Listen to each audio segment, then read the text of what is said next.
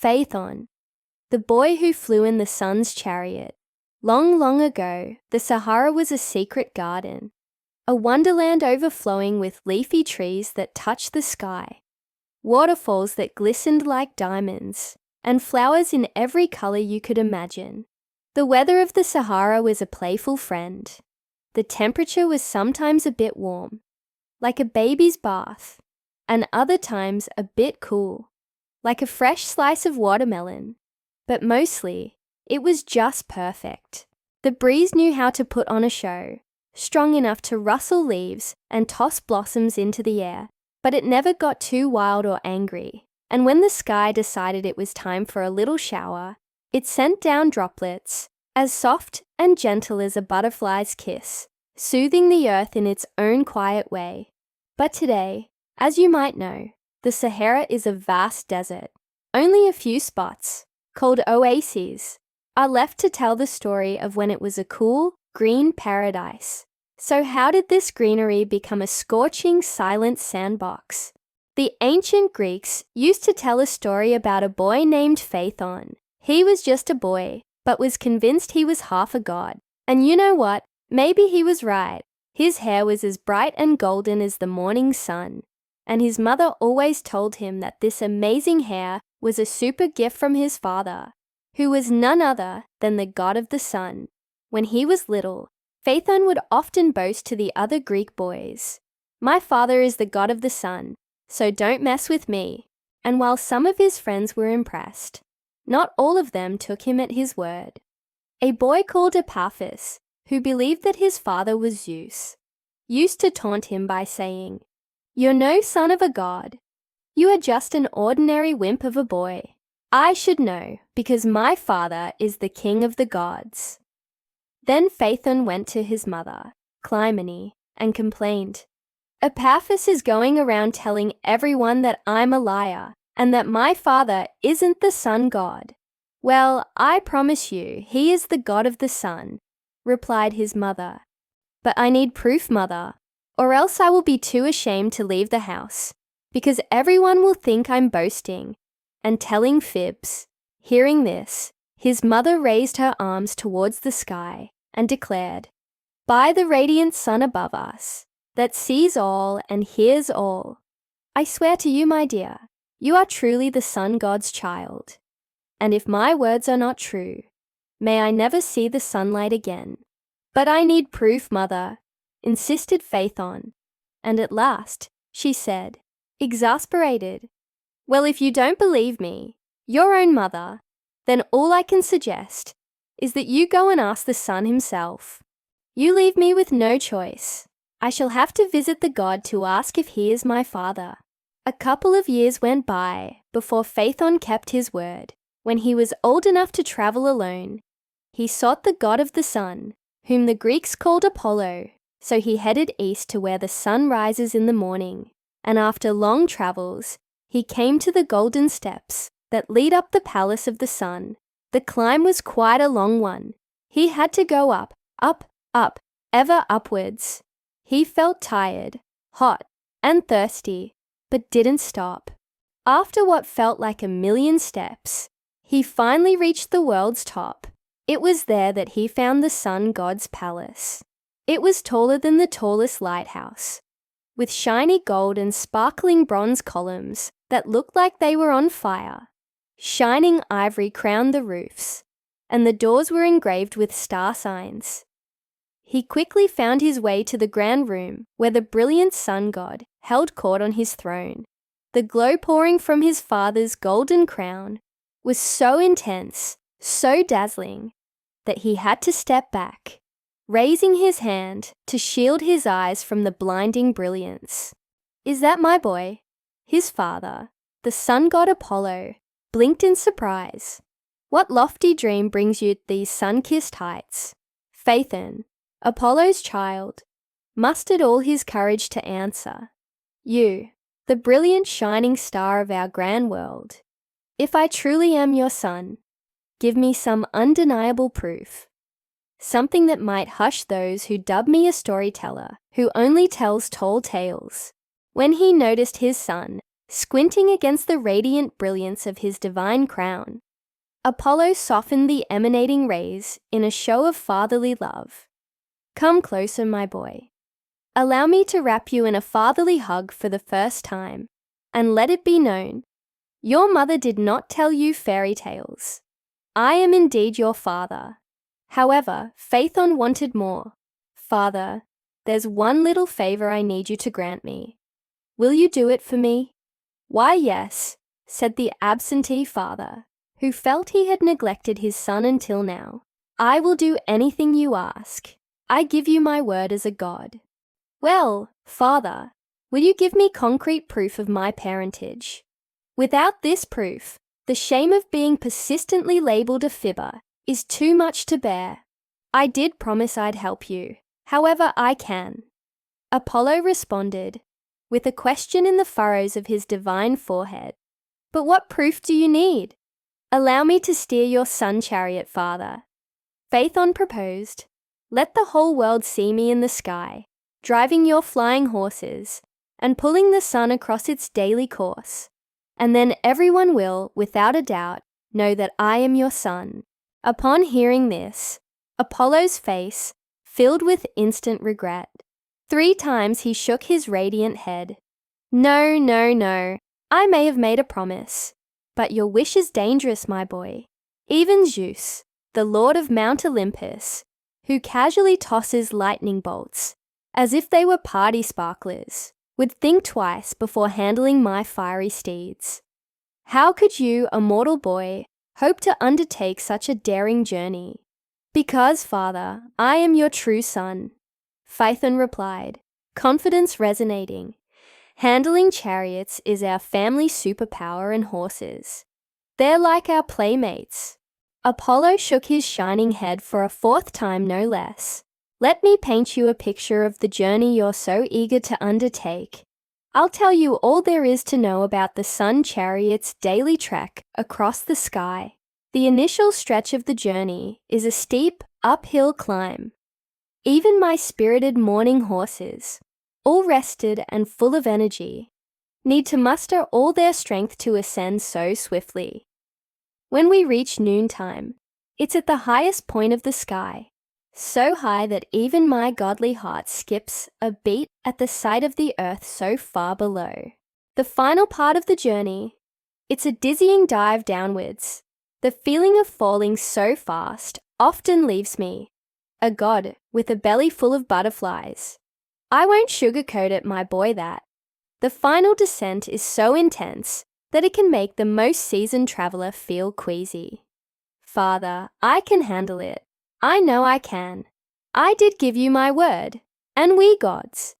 We can't go back on our promises, but I urge you to reconsider, my boy, lest I give you a gift that could be worse than your worst nightmares." But Phaethon wouldn't hear it. Instead, his heart was on fire with the idea of driving that chariot. So, with a sigh, his dad led him to the magnificent sun chariot, crafted by none other than Hephaestus, the god with some divine blacksmith skills. Phaethon just stood there, his eyes nearly popping out. The chariot was a marvel. It had a super shiny gold axle, a gleaming pole, wheels with golden edges, and circles of silver spokes. It was all decked out with sparkly jewels and shone as bright as the sun itself. Just as Phaethon was busy checking out this crazy ride, dawn woke up in the east. She swung open her huge palace doors and spilt out a rosy light that turned the sky all kinds of pretty pinks. At the same time, the stars and moon quietly slid off to their cozy beds, ready to nap through the day. "It's go time," said Apollo. "The world is waiting for their daily sunshine. We can't be late. But even after all my scary stories, do you still want to steer the horses, my son?" "I do, father." "Well, at least take this piece of advice to heart. There's no need to crack the whip. My horses, they're eager and full of energy. They'll run fast enough without any extra nudging. It's best to pull back on the reins and keep them steady." Apollo advised. "Yes, father, I shall do as you say." "Well, good luck, my son." The boy climbed up into the chariot and thanked his unwilling father. Meanwhile, the sun's spirited horses huffed and puffed, filling the air with their fiery breath. They kicked at the bars of the chariot with their powerful hooves. They could tell, too, that the boy in their chariot was a lot lighter than the god they were used to. So when they set off, the chariot sprang into the air and zipped upward, as if it weighed nothing at all.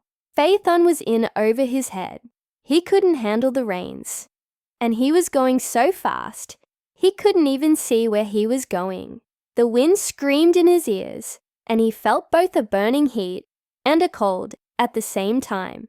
Poor Phaethon, when he dared to look down from the sky at the earth way below, he turned a queasy shade of green, and his knees wobbled with fear.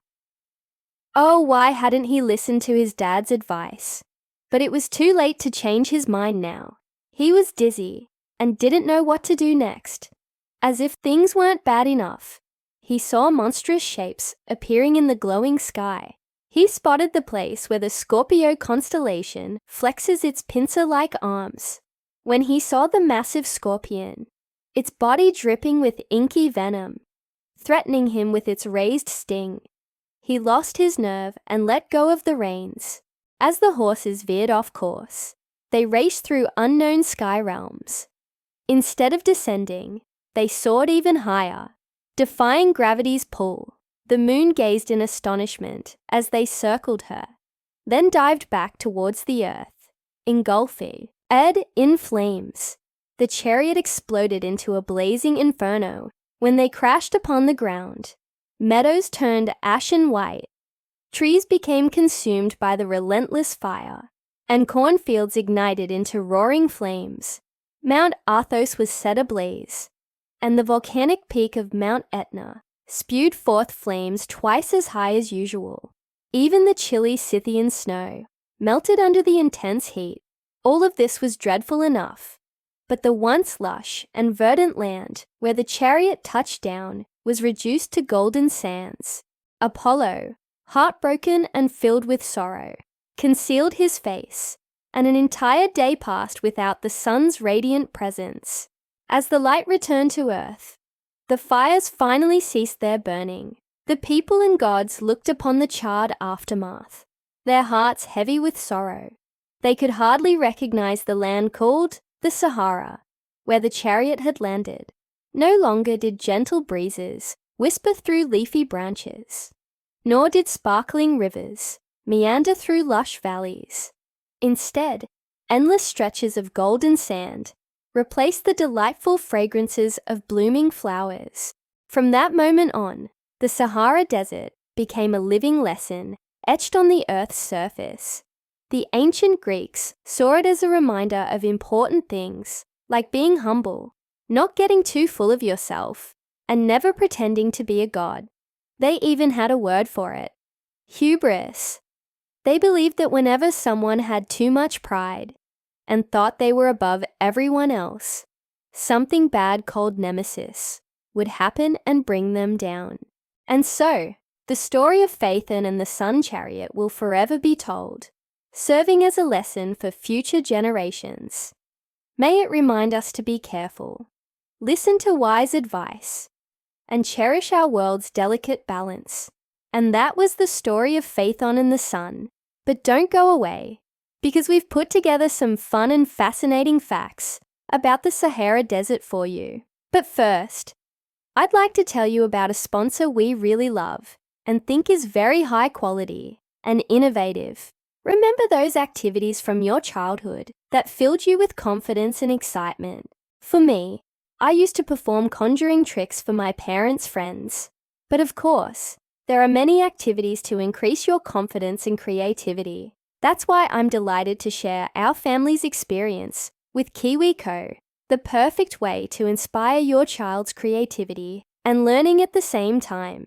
KiwiCo delivers a wide range of crates designed by a team of experts that cater to kids of all ages. KiwiCo believes that every kid is naturally creative and curious, and they provide seriously fun learning experiences. They start with activities for younger kids and also offer ones that are sophisticated enough to engage 9 to 12-year-olds like ours. And dads. I love doing them too. Recently, I spent an evening building KiwiCo's domino machine with my son, Sasha. What could be cooler than building an incredible domino run?